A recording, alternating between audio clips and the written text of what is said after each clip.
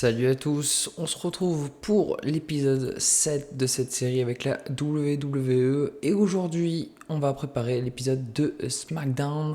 Après un épisode d'Euro plutôt pas mal, même si les notes n'ont pas suivi, on se dirige vers un épisode de SmackDown qui s'annonce plutôt sympa. J'ai déjà pas mal d'idées de booking.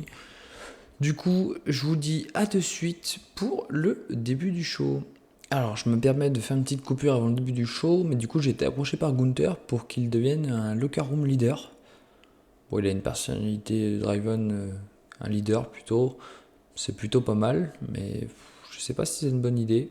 J'ai pas envie de lui dire non parce que j'ai peur qu'il fasse la tête. Mais j'ai bien envie de... Enfin, d'un côté, je suis partagé. J'ai envie de lui dire oui, j'ai envie de lui dire non. Qu'est-ce que je fais? J'hésite entre ces deux réponses. J'ai bien envie de dire let's do it, mais j'ai peur que ça ne plaise pas à certains. Vous savez quoi, au pire, je vais valider ça. Et puis on verra après, parce que de toute façon, ouais, non. Je vais valider ça, et puis on verra après. S'il y aura peut-être des mécontents. Bon, pour l'instant, il n'y a pas de mécontents. Parfait. Bon, on se dirige vers le show, on se retrouve pour le début de cet épisode de SmackDown. A de suite. Allez, c'est parti pour cet épisode de SmackDown qui débute avec un petit match dans le pré-show. Machine va affronter Easy Dame.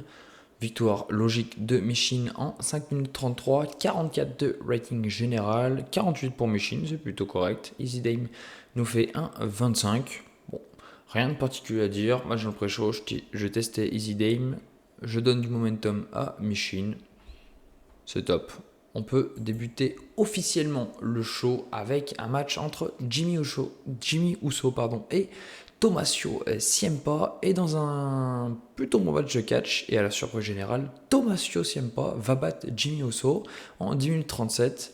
Bon, grâce à une interférence bien évidemment de Johnny Gargano, mais ça reste une victoire importante pour Ciampa qui nous fait une note de 49. Ouais, je m'attendais à mieux quand même.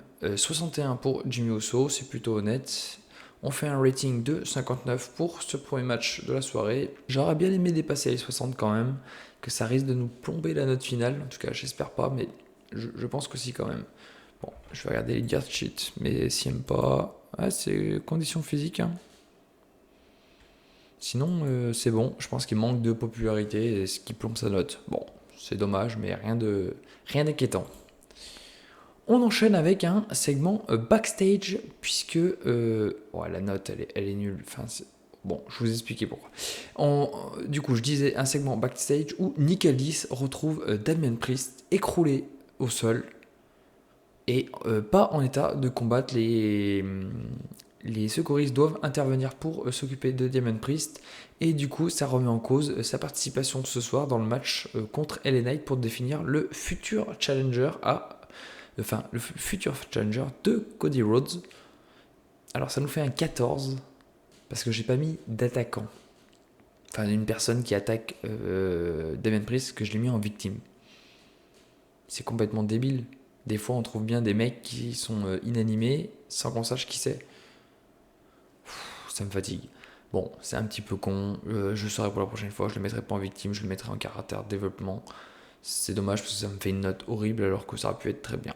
Bon, c'est pas très grave. On passe à la suite et on passe sur quelque chose de beaucoup mieux avec un combat féminin entre Alba Fire et Natty Neddard. Victoire de Natty Neddard qui continue de prendre du momentum. 51 pour Alba Fire, 58 pour Natty, c'est très très bien. Depuis son changement de gimmick, Natty Neddard est vraiment intéressante. On la push fort. Elle nous fait une bonne note une nouvelle fois. Alba Fire fait une bonne note, hein. 51, franchement c'est correct. Elle aura mieux par la suite, je vous rassure, mais pour l'instant, bon, c'est un petit peu en stand-by. Bref, ça nous fait un 58, on peut passer au segment suivant.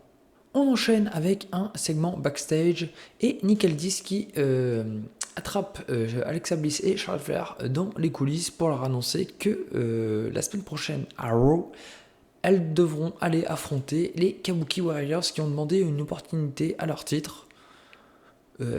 Charlotte Flair est un peu surprise. Alexa Bliss dit c'est une bonne nouvelle et ce sera un moyen de montrer que les titres par équipe méritent leur place dans la division féminine de la WWE et que Nick Aldis changera d'avis fin décembre parce que les filles auront fait le boulot.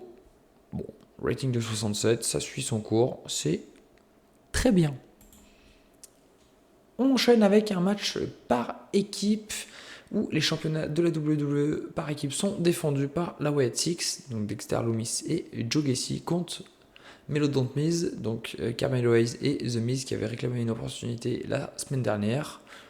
Match un peu pauvre, c'est dommage, mais la Wyatt Six va remporter la victoire en 11 minutes 35. Pas d'interférence, rien. C'est un match plutôt correct.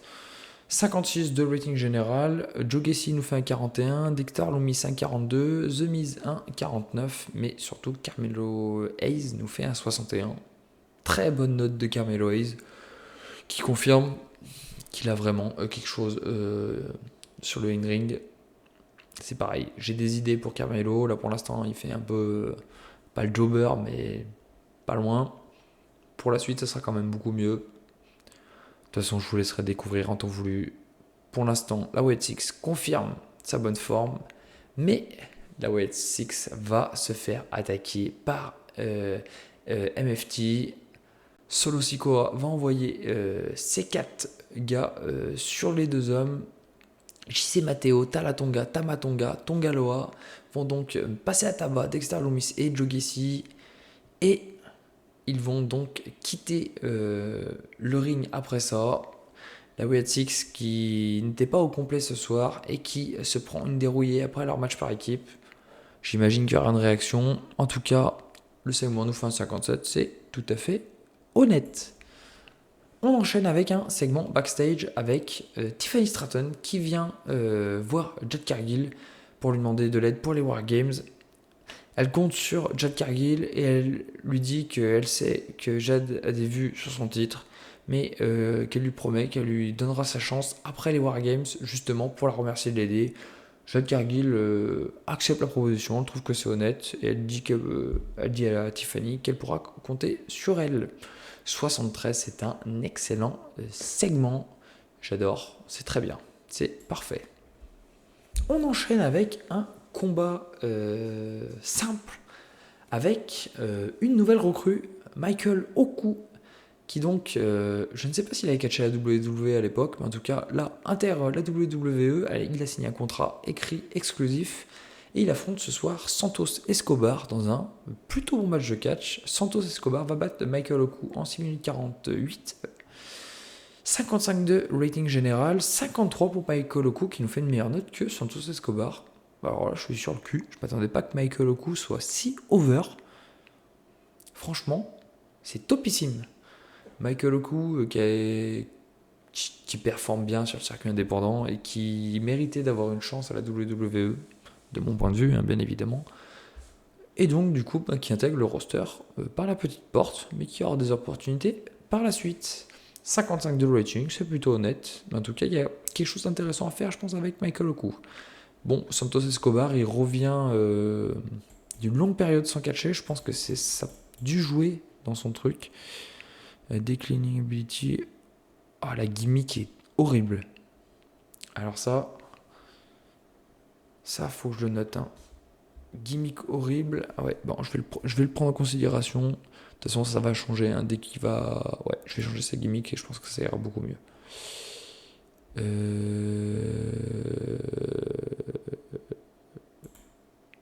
Ah bah ouais, en fait, je l'avais déjà prévu.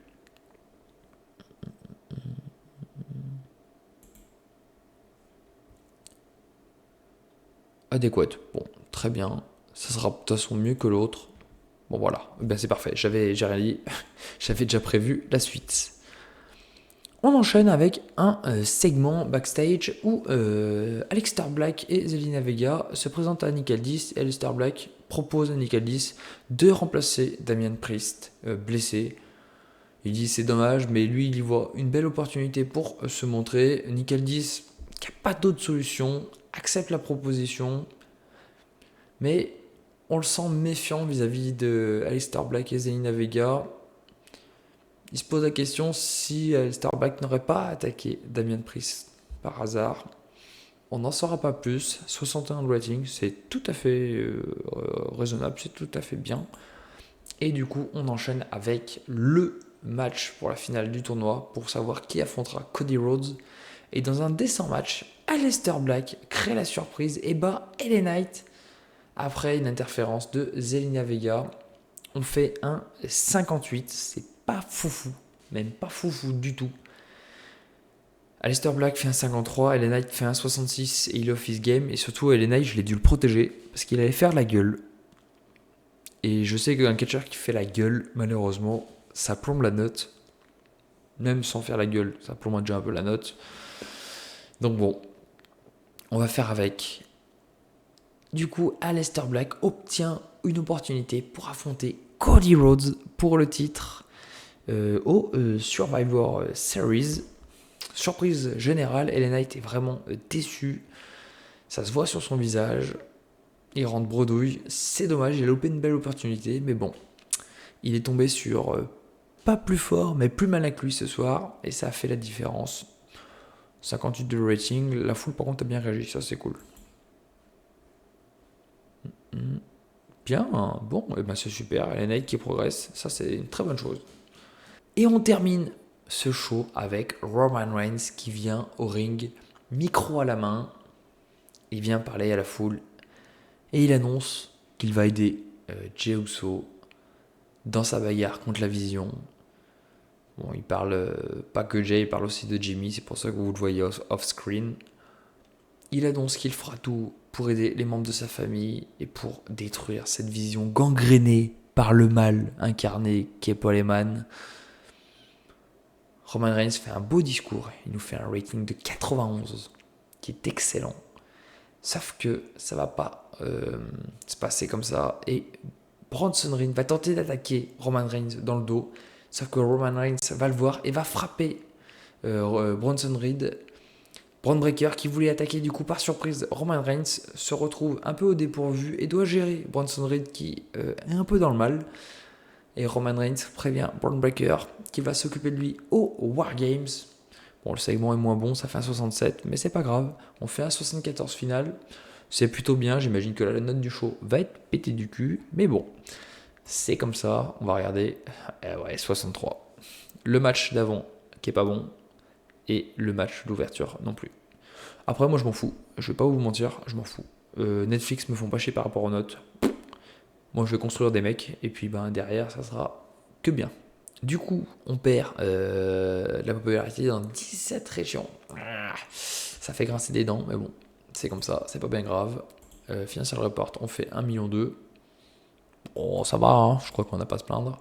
Par contre, ouais, on perd de la popularité aux États-Unis. Ça, c'est pas bon, ça. Bon, c'est pas très grave.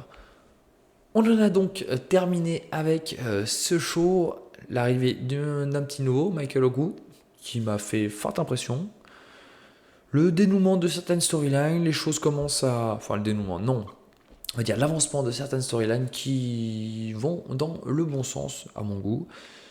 Et du coup, eh ben, on va se quitter là. Je vous dis à très vite pour le prochain épisode, qui sera encore un épisode de Raw. Puis je crois que ce sera la dernière semaine avant les Survivor Series, si je dis pas de bêtises. Il y aura peut-être une semaine en plus. Enfin bref, bon, les choses vont vite, vont bientôt arriver. J'ai hâte de vous présenter tout ça et surtout d'attaquer la suite après les Survivor Series. Bon, j'arrête de vous faire chier avec tout mon blabla et je vous dis à très vite pour un prochain épisode. Ciao tout le monde!